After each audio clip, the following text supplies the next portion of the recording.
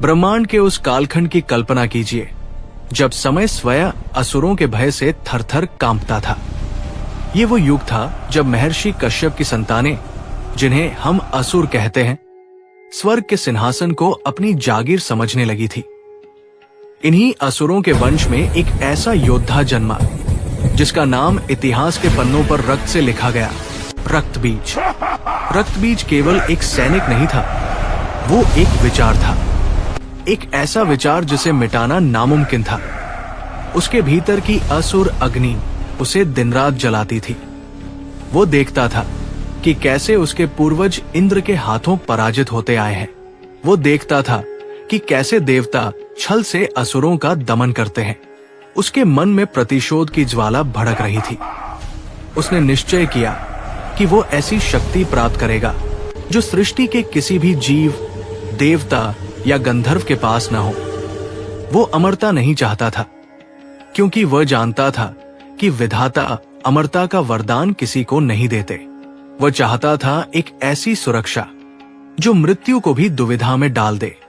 इसी संकल्प के साथ रक्तबीज ने विंध्याचल की दुर्गम कंदराओं में अपनी तपस्या प्रारंभ की। हजारों वर्षों तक वो एक पैर पर खड़ा रहा। उसके चारों ओर चींटियों ने बाम्बी बना ली, घास फूस उसके शरीर को ढकने लगे, लेकिन रक्तबीज अडिग था। ग्रीष्म ऋतु की तपती धूप में उसने पंचाग्नि तप किया। वर्षा ऋतु की मूसलाधार बूंदों ने उसके शरीर को छलनी किया और शीत ऋतु की बर्फ ने उसकी हड्डियों को जमाने की कोशिश की। उसके तप का प्रभाव इतना प्रचंड था कि तीनों लोकों में ताप बढ़ने लगा। देवताओं के सिंहासन डोलने लगे। इंद्र को भय सताने लगा कि कहीं ये असुर स्वर्ग का अधिकार न मांग ले। लेकिन रक्तबीज का लक्ष्य कुछ और ही था। अंततः उसकी कठोर साधना से संतुष्ट होकर, हंस पर सवार होकर स्वयं सृष्टि के रचयिता पितामह ब्रह्मा प्रकट हुए। उनकी दिव्य आभा से वो गुफा आलोकित हो उठी। ब्रह्मा जी, उठो पुत्र रक्तबीज, तुम्हारी तपस्या पूर्ण हुई।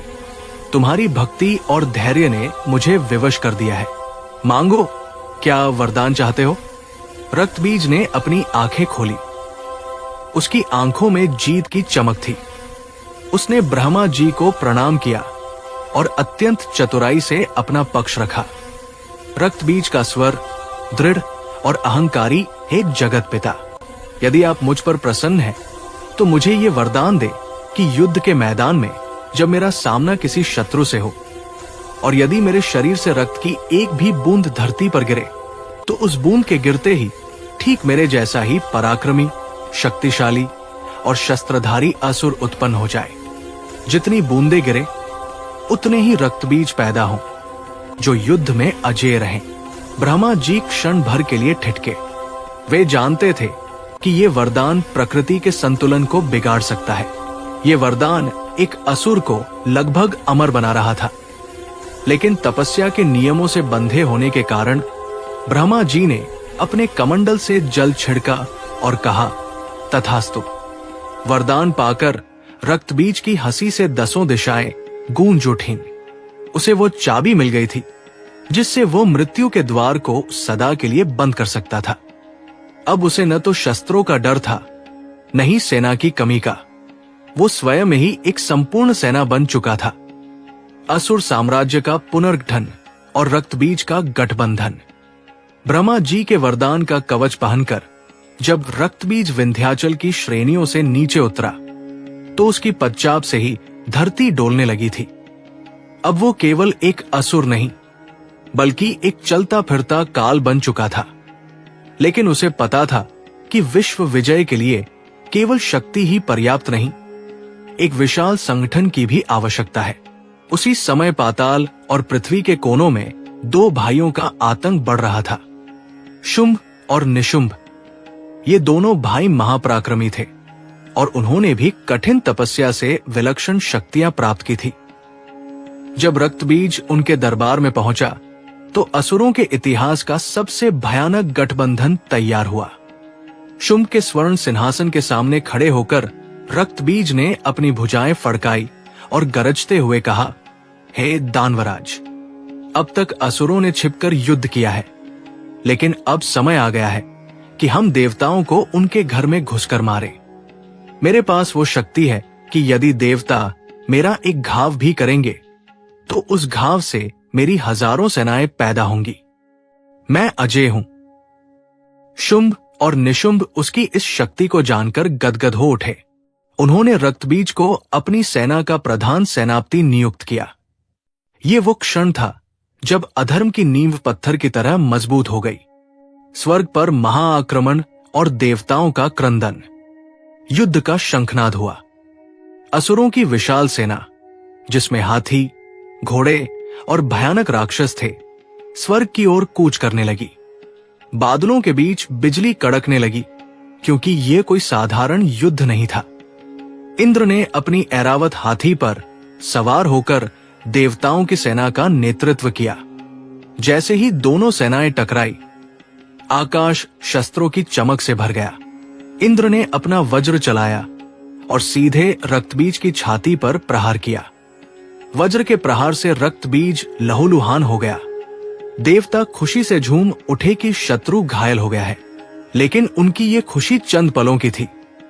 जैसे ही रक्तबीज के शरीर से रक्त की बड़ी बड़ी बूंदें स्वर्ग की स्वर्ण भूमि पर गिरी, एक चमत्कार हुआ। नहीं, एक भयानक दृश्य उत्पन्न हुआ। हर एक बूंद जमीन को छूते ही एक पूर्ण विकसित शस्त्रधारी रक्तबीज में बदल गई। एक बूंद गिरी, एक नया असुर खड़ा हुआ। 100 बूंदें गिरी, 100 नए योद्धा तैयार हो गए। देखते ही देखते युद्ध के मैदान में हजारों रक्तबीज दिखाई देने लगे। हर नया रक्तबीज मूल रक्तबीज जैसा ही बलवान और क्रूर था। इंद्र चकित रह गए। उन्होंने जितने प्रहार किए, शत्रु की संख्या उतनी ही बढ़ती गई। देवताओं के अस्त्र शस्त्र अब उनके लिए ही आत्मघाती साबित हो रहे थे। रक्तबीज अट्टहास कर रहा था। उसने इंद्र के मुकुट को धूल में मिला दिया। देवता लहूलुहान होकर भागने लगे। स्वर्ग, जो कभी शांति और संगीत का केंद्र था, अब असुरों के वीभत्स नृत्य का अखाड़ा बन चुका था। त्रिदेवों की शरण में देवता, पराजित और अपमानित देवता ब्रह्मा, विष्णु और महेश की शरण में पहुंचे। भगवान विष्णु के चेहरे पर चिंता की लकीरें थी। वे जानते थे कि रक्तबीज को मारना किसी भी देवता के वश में नहीं है, क्योंकि जो भी उसे मारेगा वो अनजाने में उसकी सेना ही बढ़ाएगा। महादेव के स्वर में गंभीरता। ये संकट केवल शस्त्रों का नहीं है, ये वरदान की मर्यादा का है।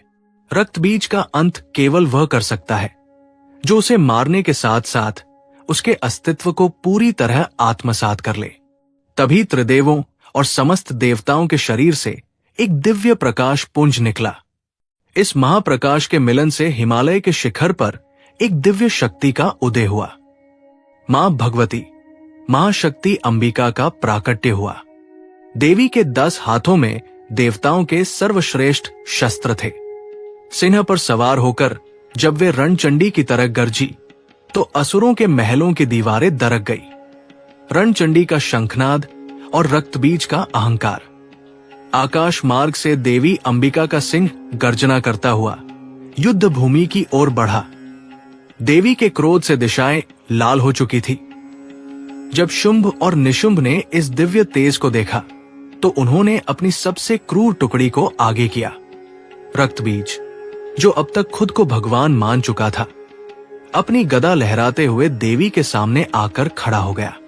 उसकी हंसी में ऐसा दम था कि समुद्र की लहरें शांत हो गई। उसने देवी की ओर देखकर उपहास किया, एक स्त्री, क्या देवताओं ने अब अपनी रक्षा के लिए अबलाओं को आगे कर दिया है? हे सुंदरी, लौट जाओ, वरना तुम्हारा ये लावण्य इस रक्तमयी भूमि में विलीन हो जाएगा। देवी अंबिका के अधरों पर एक मंद मुस्कान थी, जिसमें प्रलय का संकेत था। उन्होंने अपने धनुष की प्रत्यंचा चढ़ाई और एक ऐसा बाण छोड़ा जिसने सीधे रक्तबीज के रथ के सारथी का सिर धड़ से अलग कर दिया। युद्ध का विधिवत आरंभ हो चुका था। सप्त मातृकाओं का आगमन और रक्त का सैलाब। युद्ध केवल देवी और रक्तबीज के बीच नहीं था। देवी के शरीर से अनेक दिव्य शक्तियां प्रकट हुई, जिन्हें सप्त मातृकाएं कहा गया। हंस पर सवार होकर ब्रह्मणी आई। जिनके कमंडल के जल से असुर मूर्छित होने लगे। वृषभ पर सवार माहेश्वरी ने अपने त्रिशूल से प्रहार किया। मोर पर सवार कौमारी ने शक्ति अस्त्र से असुरों को भेदना शुरू किया। वैष्णवी ने गरुड़ पर सवार होकर सुदर्शन चक्र से आकाश पाट दिया। वाराही और नारसिंही ने अपनी भयानक दाढ़ों और नाखूनों से असुरों के मांस को चीरना प्रारंभ किया। इंद्र की शक्ति इंद्राणी अपने वज्र के साथ रणभूमि में उतर आई। जैसे ही इन शक्तियों ने रक्तबीज पर सामूहिक प्रहार किया, रणभूमि का दृश्य विभत्स हो गया। रक्तबीज के शरीर पर जितने घाव होते, उसके रक्त की धार उतनी ही तेज बहती, और यही ब्रह्मा जी का वरदान अपना खेल दिखाने लगा। एक बूंद गिरी, 10 रक्तबीज खड़े हुए। 100 बूंदे गिरी, 1000 रक्तबीज पैदा हुए। कुछ ही क्षणों में पूरी रणभूमि रक्तबीजों से भर गई। जहां तक नजर जाती, केवल रक्तबीज ही नजर आता। मातृकाएं थकने लगी थी, क्योंकि वे जितने असुरों को मारती, उससे दुगुने असुर मिट्टी से फिर उठ खड़े होते। देवताओं में फिर से हाहाकार मच गया। ऐसा लगने लगा मानो आज सृष्टि का अंत निश्चित है। महाकाली का विकराल रूप और खप्पर साधना। देवी अंबिका ने देखा कि स्थिति नियंत्रण से बाहर जा रही है। उन्होंने अपनी भ्रिकुटी सिकोड़ी और उनके ललाट से एक अत्यंत काला और भयानक तेज बाहर निकला। ये प्राकट्य था महाकाली का। उनका रंग अमावस्या की रात जैसा काला था। गले में मुंडों की माला, हाथ में खंडा और आंखों में धधकती हुई अग्नि। उनकी जीभ लपलपा रही थी और उनकी गर्जना से ब्रह्मांड के तारे टूटने लगे थे। अंबिका ने काली की ओर देखा और गंभीर स्वर में कहा, हे चामुंडा, अपना मुख विस्तार करो। इस असुर के शरीर से निकलने वाले रक्त की हर बूंद को अपने मुख में ही थाम लो। जब तक मैं इसके मूल रूप का वध करूं, तब तक इसका एक भी अंश धरती को नहीं छूना चाहिए। महाकाली ने एक भयंकर अट्टहास किया और अपना मुख इतना बड़ा फैला लिया कि पूरी रणभूमि उसमें समा जाए। अब युद्ध का अंतिम और सबसे भयानक चरण शुरू होने वाला था। रक्त का पान और असुर का अंत। देवी अंबिका ने अपने त्रिशूल को पूरी शक्ति से रक्तबीज की छाती में उतार दिया। जैसे ही उसके घाव से रक्त की फुहार निकली, महाकाली ने अपनी विशाल जिह्वा आगे कर दी। वो सारा रक्त सीधे काली के मुख में जाने लगा। रक्तबीज तड़पने लगा। उसने भागने की कोशिश की, लेकिन देवी के बाणों ने उसे चारों ओर से जकड़ लिया। काली माता ने केवल रक्त ही नहीं पिया, बल्कि रक्त से पैदा होने वाले अन्य असुरों को भी अपने विकराल मुख में डालकर चबाना शुरू कर दिया। रक्तबीज का शरीर पीला पड़ने लगा। उसके शरीर का सारा बल, सारा तेज और सारा अहंकार उस रक्त के साथ बह गया, जिसे महाकाली पीती जा रही थी। अंत में वो असुर जो खुद को अजेय समझता था, एक सूखे पेड़ की भांति निर्जीव होकर भूमि पर गिर पड़ा। अब उसके शरीर में न रक्त बचा था, न प्राण। आकाश से पुष्प वर्षा होने लगी। अधर्म का वो बीज जो अपनी संख्या से दुनिया को डराना चाहता था, सदा के लिए समाप्त हो गया। असुर सेना में हाहाकार और शुंभ का विलाप। रक्तबीज के पतन की खबर जब असुरों के शिविर में पहुंची, तो वहां सन्नाटा पसर गया। शुंभ और निशुंभ, जो अब तक अपनी जीत को निश्चित मान रहे थे, इस समाचार से कांप उठे। रक्तबीज उनका सबसे बड़ा अस्त्र था, उनकी अजेय दीवार थी। शुंभ ने अपने सिंहासन पर मुक्का मारते हुए गर्जना की। कैसे एक स्त्री ने उस योद्धा को धूल चटा दी, जिसे काल भी छू नहीं सकता था? क्या मेरा सारा साम्राज्य, मेरा सारा वैभव और मेरी सारी शक्तियां अब रेत की दीवार की तरह ढह जाएंगी?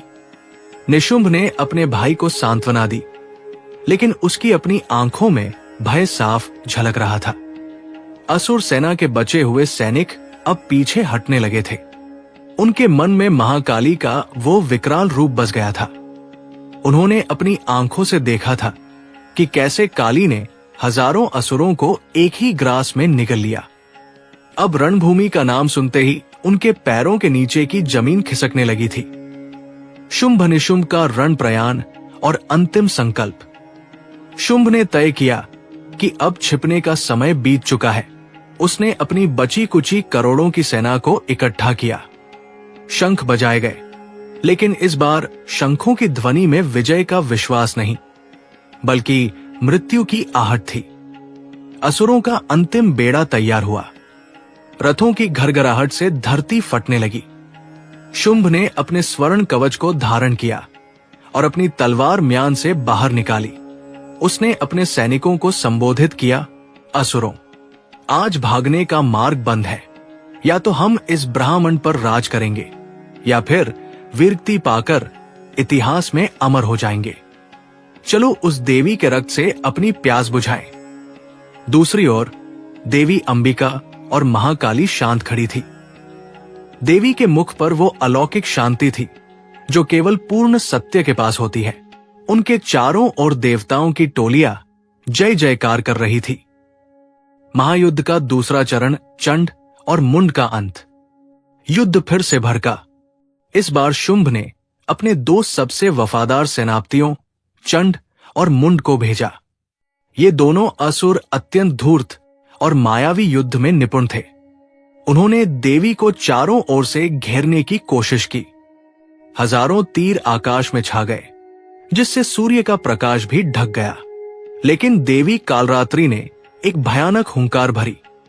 उनकी उस एक हुंकार से ही हजारों असुर सेनानी हृदय गति रुक जाने से वही ढेर हो गए।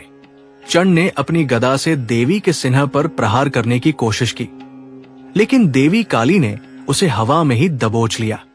उन्होंने चंड के केश पकड़े और अपनी खंडा तलवार से एक ही झटके में उसका शीश काट दिया।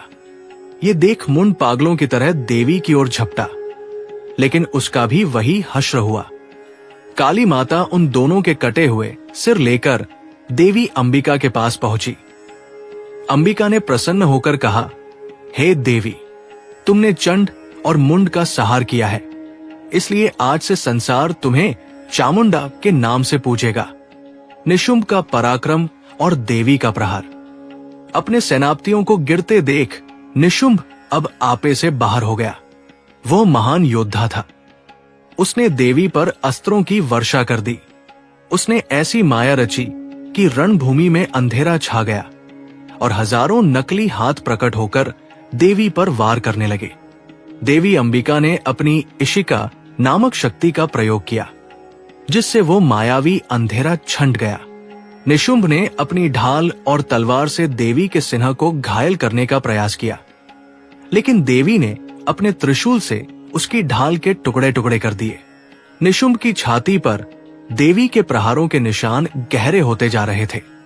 वो फिर भी लड़ता रहा, गिरता रहा और उठता रहा। उसकी निष्ठा अपने भाई शुंभ के प्रति अटूट थी। अंततः देवी ने एक ऐसा बाण चलाया जो निशुंभ के हृदय को पार कर गया।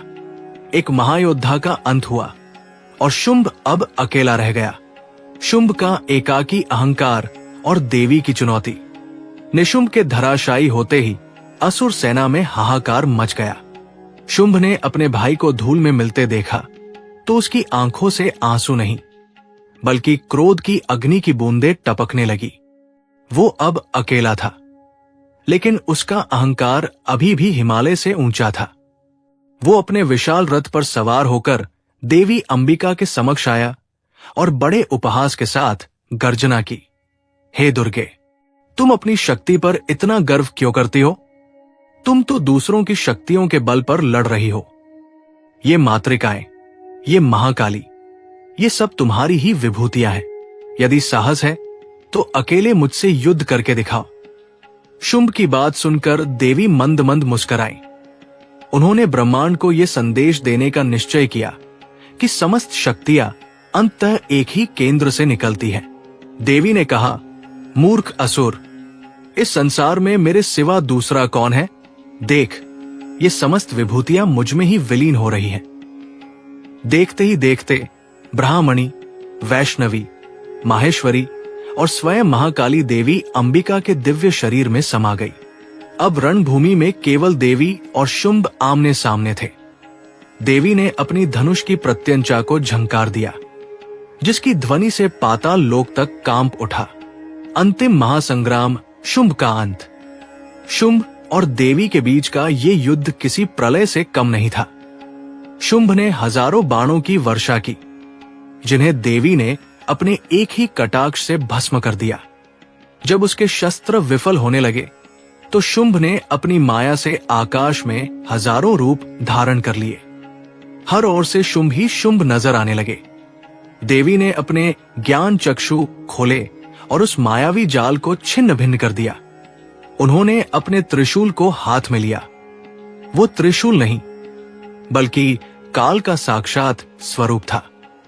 जब देवी ने उसे शुंभ की ओर फेंका तो उस त्रिशूल के तेज से असुर की आंखें चुंधिया गई। त्रिशूल ने शुंभ की छाती को चीर दिया। वो विशाल असुर पर्वत की तरह धरती पर गिरा। उसके गिरते ही पृथ्वी के समुद्र शांत हो गए, हवाएं शीतल चलने लगी और आकाश से देवताओं ने दुंदुभियां बजानी शुरू कर दी। रक्तबीज और शुंभ निशुंभ वध का आध्यात्मिक अर्थ। रक्तबीज की ये कथा केवल एक असुर के मरने की कहानी नहीं है। हमारे भीतर के विचार ही रक्तबीज है। एक बुरा विचार जब मन में आता है तो वो अपने जैसे हजारों विचारों को जन्म देता है। क्रोध की एक बूंद हजारों क्रोध के क्षण पैदा करती है। रक्तबीज का अंत महाकाली ने किया, जो शून्य और जागरूकता का प्रतीक है।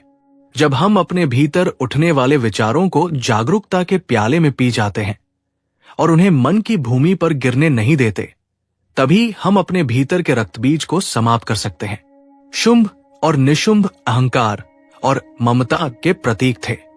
जब तक ये जीवित रहते हैं, मनुष्य ईश्वरीय प्रकाश को नहीं देख पाता। देवी ने इनका वध करके ये सिद्ध किया कि अंततः सत्य और धर्म की ही विजय होती है। देवताओं की स्तुति और शांति पाठ। युद्ध समाप्त हो चुका था। रणभूमि जो कभी रक्त से सनी थी, अब देवी की कृपा से पवित्र हो गई थी। समस्त देवता, ऋषि और गंधर्व वहां एकत्रित हुए और देवी की स्तुति करने लगे। या देवी सर्वभूतेषु शक्तिरूपेण संस्थिता, नमस्तस्यै नमस्तस्यै नमस्तस्यै नमो नमः। देवी ने वरदान दिया कि जब जब संसार पर संकट आएगा और अधर्म बढ़ेगा, वे पुनः अवतार लेकर धर्म की रक्षा करेंगी। रक्तबीज की इस अमर गाथा को सुनने के लिए आपका धन्यवाद। ये कहानी हमें साहस, धैर्य और उस असीम शक्ति की याद दिलाती है जो हमारे भीतर ही निवास करती है। वाराही और रक्तबीज का भीषण द्वंद्व। रणभूमि के मध्य में जब रक्तबीज की सेना ने देवताओं को घेर लिया था, तब देवी के शरीर से एक अत्यंत उग्र शक्ति प्रकट हुई, माता वाराही। इनका मुख वराह जंगली सुअर के समान था, जिनके दांतों की चमक से असुरों के हृदय फटने लगे थे। वाराही देवी ने अपने हाथों में हल और मूसल धारण कर रखा था। रक्तबीज ने जब वाराही को अपनी ओर आते देखा तो उसने एक विशाल गदा से उन पर प्रहार किया। वाराही देवी ने उस गदा को अपने मूसल से हवा में ही चकनाचूर कर दिया। उन्होंने अपने हल से रक्तबीज के शरीर को खींच लिया और अपनी नुकीली दाढ़ों से उसके मांस पर प्रहार किया। जैसे ही वाराही के प्रहार से रक्तबीज के शरीर से मांस फटा, रक्त की धाराएं झरने की तरह फूट पड़ी। हर एक बूंद जो वाराही के शस्त्रों से नीचे गिर रही थी, वो एक नया योद्धा बन रही थी। वाराही देवी ने अपनी शक्ति का प्रयोग करते हुए धरती को ही हिला दिया ताकि वे असुर संतुलन खो दे। लेकिन रक्तबीज की संख्या कम होने का नाम नहीं ले रही थी। ये युद्ध का वो दृश्य था जहां बल और वरदान के बीच सीधी टक्कर थी। वैष्णवी की माया और सुदर्शन का प्रहार। वाराही की सहायता के लिए भगवान विष्णु की शक्ति वैष्णवी गरुड़ पर सवार होकर प्रकट हुई। उनके हाथों में शंख, चक्र, गदा और पद्म कमल थे। उन्होंने सुदर्शन चक्र को आकाश में छोड़ दिया। वो दिव्य चक्र सूर्य की गति से घूमने लगा और रक्तबीज के सिरों को काटने लगा। लेकिन यहां एक भयानक समस्या खड़ी हो गई। सुदर्शन चक्र जितनी तेजी से गर्दन काटता, उतना ही अधिक रक्त वायु में फैलता। वो रक्त हवा में ही बूंदों के रूप में जम जाता और नीचे गिरने से पहले ही नए रक्त बीजों का जन्म होने लगता। आकाश अब रक्त बीजों से भर गया था। वे बादलों की तरह देवी वैष्णवी को घेरने लगे। वैष्णवी ने अपनी गदा से उन पर प्रहार किया और गरुड़ ने अपने पंखों से प्रचंड वेग पैदा किया, जिससे असुरों की सेना तितर बितर होने लगी। पाताल के असुरों का रक्तबीज को समर्थन। जब रक्तबीज ने देखा कि उसकी सेना अनंत होती जा रही है, तो उसने अपनी मायावी शक्ति से पाताल के उन असुरों को भी बुला लिया जो सदियों से छिपे हुए थे। रसातल से उठकर भयानक दानव, जिनके शरीर सर्पों जैसे थे, रणभूमि में आ धमके। रक्तबीज ने उनसे कहा, देखो, देवताओं की शक्तियां हमें जितना काटती है, हम उतने ही शक्तिशाली होते जाते हैं। आज देवताओं का लहू इस मिट्टी में मिलेगा। असुरों ने मिलकर एक ऐसा चक्रव्यूह बनाया जिसमें सप्त मातृकाएं घिरने लगी थी। युद्ध अब केवल बल का नहीं, बल्कि धैर्य का था। इंद्र, वरुण और अग्निदेव दूर खड़े होकर इस विनाश को देख रहे थे। उन्हें डर था कि यदि रक्तबीज का रक्त इसी तरह गिरता रहा तो एक दिन पूरी पृथ्वी केवल रक्तबीजों से भर जाएगी और मानव जाति का नामो निशान मिट जाएगा। कौमारी की शक्ति और मयूर का वेग। तभी युद्ध के मैदान में कार्तिकेय की शक्ति कौमारी का आगमन हुआ। मोर पर सवार, हाथ में शक्ति अस्त्र लिए, वे साक्षात अग्नि की ज्वाला लग रही थी। उन्होंने अपने शक्ति अस्त्र से रक्तबीज की छाती के आर पार छेद कर दिया। रक्तबीज दर्द से चिल्लाया और उस चीख से आसमान की बिजलियां कड़क उठीं। जैसे ही वो जमीन पर गिरा, उसके घाव से निकला रक्त एक सरोवर की तरह फैल गया। उस सरोवर से हजारों लाखों रक्तबीज एक साथ बाहर निकलने लगे। ये दृश्य इतना भयानक था कि स्वयं ऋषिमुनि भी अपने आश्रमों में कांप उठे। रक्तबीज का मायावी प्रलाप। रक्तबीज अब अपनी हार को जीत में बदलते देख अट्टहास करने लगा। उसने देवी अंबिका की ओर देखकर कहा, हे देवी, तुम मुझे जितना मारोगी मैं उतना ही जीवित होऊंगा। तुम मेरी मृत्यु नहीं, तुम मेरी अनंतता का कारण बन रही हो। हर घाव मेरे लिए एक नया जीवन है। तुम थक जाओगी, तुम्हारे शस्त्र टूट जाएंगे, लेकिन रक्तबीज कभी समाप्त नहीं होगा। उसकी ये चुनौती ब्रह्मांड की सर्वोच्च शक्ति को दी गई थी। अब समय था कि देवी अपनी उस शक्ति को प्रकट करे जो सृष्टि के सृजन और विनाश दोनों का आधार है। देवी चामुंडा का विकराल क्रोध और ब्रह्मांड का कांपना। रक्तबीज के अट्टहास ने देवी अंबिका के धैर्य की सीमा को चुनौती दी थी। जैसे ही असुर ने अहंकार में अपने शस्त्र उठाए, देवी अंबिका के चेहरे का सौम्य भाव लुप्त हो गया। उनके नेत्रों में प्रलय की अग्नि प्रज्वलित हो उठी। ये वो क्षण था जब महाकाली ने अपने सबसे भयानक रूप चामुंडा को पूरी तरह जागृत किया। आकाश का रंग काला पड़ गया, जैसे सूर्य ने अपना मुख मोड़ लिया हो। चामुंडा ने अपनी मुंडमाला को हिलाया, जिसकी खड़खड़ाहट से असुरों के कानों के पर्दे फटने लगे। उन्होंने अपनी जिह्वा को बाहर निकाला, जो जलती हुई मशाल की तरह लाल और भयानक थी। देवी ने अपनी हुंकार से पृथ्वी के 7 समुद्रों में उथल पुथल मचा दी। रक्तबीज ने भयभीत होकर पीछे हटने की कोशिश की, लेकिन चामुंडा के चरण जिस दिशा में पड़ते, वहां की भूमि धंस जाती। अब काल स्वयं शिकारी बनकर रणभूमि में उतर चुका था। खप्पर और खंडा विनाश का संगीत। देवी चामुंडा ने एक हाथ में खप्पर, मिट्टी या धातु का पात्र, और दूसरे में खंडा, विशाल तलवार धारण किया। उन्होंने रक्तबीज की ओर छलांग लगाई। उनका वेग इतना तीव्र था कि असुर को संभलने का मौका तक न मिला। जैसे ही देवी की तलवार ने रक्तबीज की भुजा काटी, रक्त की एक मोटी धार हवा में उछली, लेकिन इससे पहले कि वो रक्त का अंश पृथ्वी को स्पर्श कर पाता, देवी ने अपना खप्पर नीचे लगा दिया। रक्त की एक एक बूंद उस दिव्य पात्र में समाने लगी। रक्तबीज घबरा गया। उसने देखा कि उसका वरदान अब उसके लिए ही जाल बन रहा है। उसने अपनी माया से हजारों पत्थर बरसाए, लेकिन देवी चामुंडा ने उन पत्थरों को अपने मुख की अग्नि से भस्म कर दिया। वो असुर जो कभी खुद को अजेय समझता था, अब उस खप्पर को देख देख कर कांप रहा था, जो उसकी जीवन शक्ति को सोखता जा रहा था। रक्तबीज की सेना का सामूहिक सहार केवल मुख्य रक्तबीज नहीं, बल्कि जो हजारों प्रतिरूप पहले ही पैदा हो चुके थे, उन पर भी देवी ने धावा बोल दिया। चामुंडा ने अपनी जिह्वा को इतना लंबा फैलाया कि वो पूरी रणभूमि को ढकने लगी।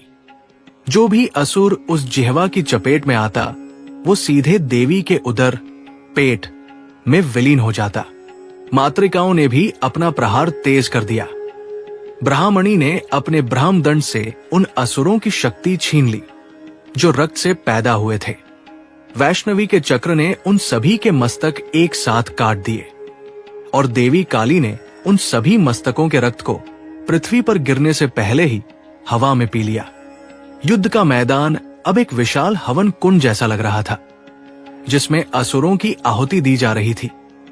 रक्तबीज ने चीख कर अपने स्वामी शुंभ को पुकारा, लेकिन शुंभ स्वयं देवी अंबिका के बाणों से बेधकर विवश पड़ा था। रक्तबीज का अंतिम मायावी प्रयास। जब रक्तबीज ने देखा कि उसका रक्त अब उसकी सेना नहीं बढ़ा पा रहा है, तो उसने अंतिम दाव खेला। उसने अपने शरीर को सिकोड़कर एक छोटे कीट का रूप धारण कर लिया और मिट्टी में छिपने की कोशिश की। वो चाहता था कि किसी तरह भूमि के भीतर जाकर अपना रक्त मिला दे, जिससे पाताल से उसकी नई सेना निकल सके। लेकिन देवी चामुंडा से क्या छिपा था? उन्होंने अपने पैरों के प्रहार से पाताल तक की धरती को फाड़ दिया। उन्होंने उस कीट रूपी असुर को अपने नखों से उठा लिया। रक्तबीज ने फिर से अपना विशाल रूप धारण किया और देवी की गर्दन पर प्रहार करने की कोशिश की, लेकिन देवी ने उसे हवा में ही झपट लिया और उसे अपनी गोद में लिटाकर उसके वक्ष, छाती को अपने नाखूनों से चीर दिया। असुर का प्राणहीन होना और शांति का उदय। रक्तबीज के शरीर से रक्त का अंतिम फव्वारा फूटा।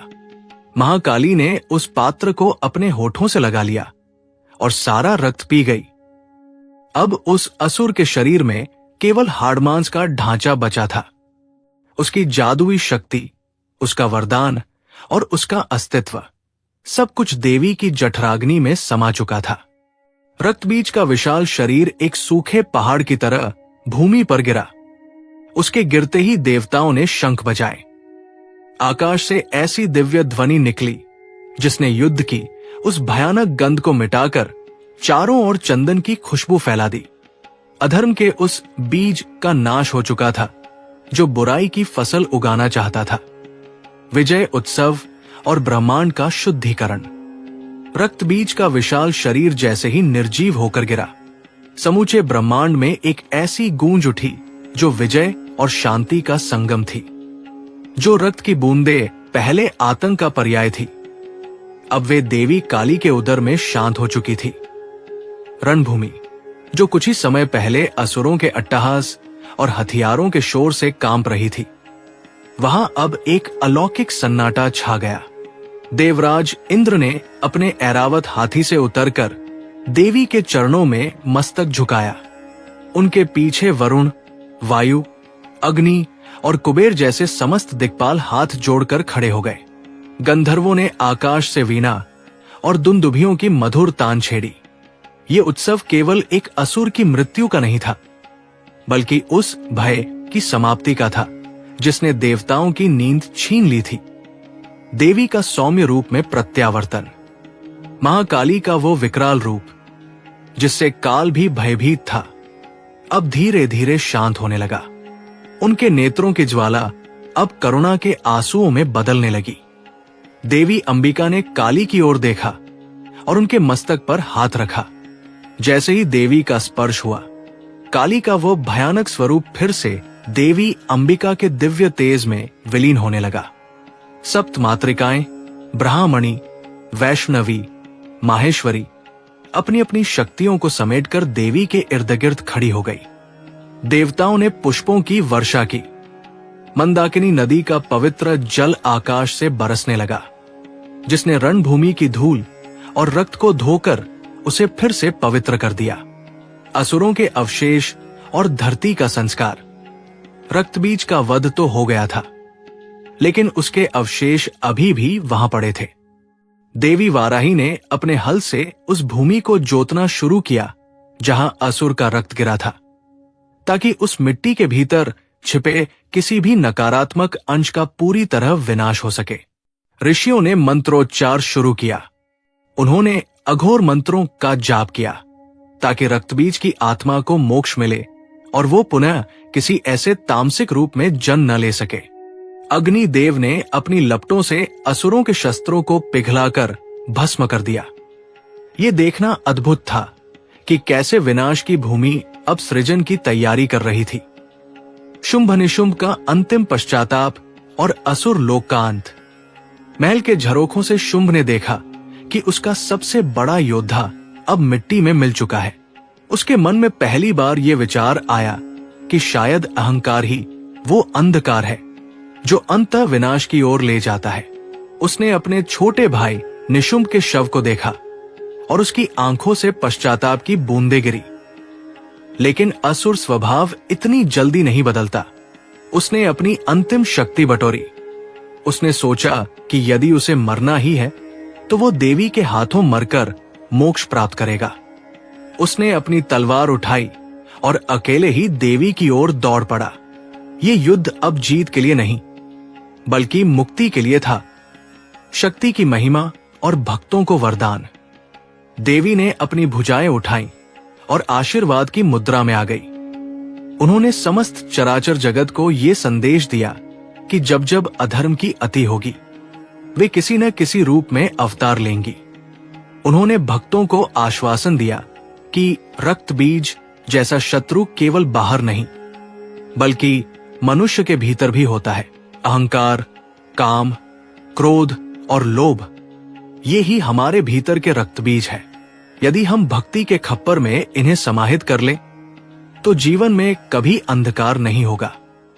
पाताल का सन्नाटा और असुर राजमाता का विलाप। रक्तबीज के पतन की गूंज केवल स्वर्ग और पृथ्वी तक ही सीमित नहीं रही, बल्कि इसने पाताल लोक की नींव को भी हिलाकर रख दिया। असुरों के महलों में जहां कभी उत्सव मनाया जाता था, अब केवल सिसकियों और खामोशी का राज था। असुरों की राजमाता दिति जब अपने पौत्र और प्रपौत्रों के रक्त से सनी भूमि की गाथा सुनती है तो उनका हृदय हाहाकार कर उठता है। वे जानती थी कि रक्तबीज का अंत कोई साधारण घटना नहीं है। ये असुर जाति के उस अहंकार का अंत था जिसने प्रकृति के नियमों को चुनौती दी थी। पाताल के अंधेरे कमरों में अब षड्यंत्रों की जगह भय ने ले ली थी। शेष बचे असुर अब ये समझ चुके थे कि शस्त्रों से उस शक्ति को नहीं जीता जा सकता जो स्वयं शस्त्रों की जननी है। रक्तबीज के पूर्व जन्म का रहस्य। इतिहास के पन्नों में ये प्रश्न सदा गूंजता है कि आखिर रक्तबीज को ऐसा विचित्र वरदान ही क्यों मिला? क्या इसके पीछे कोई पुरातन कर्म था? पौराणिक कथाओं के अनुसार पूर्व जन्म में रक्तबीज एक तपस्वी था जिसने अपनी इंद्रियों पर विजय पाने के लिए घोर साधना की थी। किंतु सिद्धि प्राप्त होते ही उसके मन में संख्या बल का मोह जाग उठा। उसने सोचा कि यदि वो अकेला है तो वो पराजित हो सकता है। उसने ईश्वर से प्रार्थना की थी कि वो बहुमुखी और बहुसंख्यक हो जाए। वही वासना अगले जन्म में रक्तबीज के रूप में फलीभूत हुई। उसका रक्त केवल तरल पदार्थ नहीं था, बल्कि उसकी अतृप्त इच्छाओं का प्रतीक था। उसकी हर इच्छा एक नए असुर को जन्म देती थी। देवी काली द्वारा उसका रक्त पीना वास्तव में उसकी समस्त वासनाओं को ब्रह्म अग्नि में भस्म करना था। देवी का विराट रूप और ब्रह्मांडीय संतुलन। युद्ध के पश्चात जब धूल शांत हुई तब देवताओं ने देवी अंबिका से उनके विराट स्वरूप के दर्शन की प्रार्थना की। देवी ने अपनी आंखें मूंदी और उनके शरीर से करोड़ों सूर्यों का तेज निकलने लगा। देवताओं ने देखा कि रक्तबीज जैसे हजारों असुर उस विराट स्वरूप के नाखूनों के अग्रभाग में धूल के कणों के समान है। उन्होंने देखा कि कालचक्र देवी के चरणों के नीचे निरंतर घूम रहा है। इस दर्शन ने देवताओं का अहंकार भी नष्ट कर दिया। उन्हें समझ आया कि वे तो केवल निमित्त मात्र हैं, वास्तविक कर्ता तो वो पराशक्ति ही है। रक्तबीज की कथा का सामाजिक और आध्यात्मिक प्रभाव। समय बीतता गया, लेकिन रक्तबीज की कथा अमर हो गई। मानव सभ्यता ने इस कथा से एक महान पाठ सीखा। समाज में फैली बुराइयां जैसे भ्रष्टाचार, घृणा और ईर्ष्या बिल्कुल रक्तबीज के समान है। यदि आप एक बुराई को गलत तरीके से काटते हैं तो उससे 10 नई बुराइयां जन्म लेती है। जैसे देवी काली ने रक्त को धरती पर गिरने नहीं दिया, वैसे ही महापुरुषों ने सिखाया कि बुराई को जड़ से मिटाने के लिए उसे उसके स्रोत पर ही रोकना होगा। घृणा को घृणा से नहीं, बल्कि क्षमा और ज्ञान के खप्पर से ही समाप्त किया जा सकता है। नई सृष्टि की ओर कदम। युद्ध के मैदान में जहां रक्त गिरा था, वहां अब देवी की कृपा से रक्त पुष्प खिलने लगे। वे लाल फूल इस बात का प्रतीक थे कि शक्ति का दुरुपयोग विनाश लाता है, लेकिन उसी शक्ति का समर्पण सृजन का आधार बनता है। धरती फिर से हरी भरी होने लगी। नदियों का जल जो असुरों के स्पर्श से दूषित हो गया था, वो अब ऋषियों के मंत्र जप से गंगा के समान पवित्र हो गया। शांति का एक नया युग प्रारंभ हुआ। तो ये थी कथा अधर्म के उस बीज की जिसे अपनी शक्ति पर अटूट विश्वास था, और उस महाशक्ति की जिसने ब्रह्मांड को विनाश से बचाया। रक्तबीज का अंत केवल एक असुर का वध नहीं था, बल्कि ये एक संदेश था कि जब बुराई अपने चरम पर होती है और हर समाधान विफल होने लगता है, तब सृष्टि की सर्वोच्च शक्ति को स्वयं हस्तक्षेप करना पड़ता है। आज भी रक्तबीज हमारे आसपास और हमारे भीतर जीवित है। हमारी अनियंत्रित इच्छाएं, हमारा क्रोध और हमारा अहंकार उसी असुर के रक्त की बूंदें हैं, जो एक के बाद एक नई समस्याओं को जन्म देती है। लेकिन याद रखिए, हम सबके भीतर महाकाली जैसी चेतना भी विद्यमान है। वो चेतना जो अगर जागृत हो जाए तो इन बुराइयों के बीज को जड़ से मिटा सकती है। इतिहास गवाह है कि अंधेरा चाहे कितना भी घना क्यों न हो, सत्य की एक लौ उसे परास्त करने के लिए काफी है। देवी चामुंडा की ये विजय हमें साहस देती है कि हम अपने जीवन के असुरों से लड़ें और कभी हार न माने। उम्मीद है कि रक्तबीज की ये संपूर्ण गाथा आपके हृदय को छू गई होगी। यदि आपको ये वीडियो और हमारी ये प्रस्तुति पसंद आई है तो इसे साझा करें और धर्म की इस ज्योति को आगे बढ़ाएं। शक्ति की इस गाथा को सुनने के लिए आपका कोटि कोटि धन्यवाद। जय मां भवानी, जय महाकाली।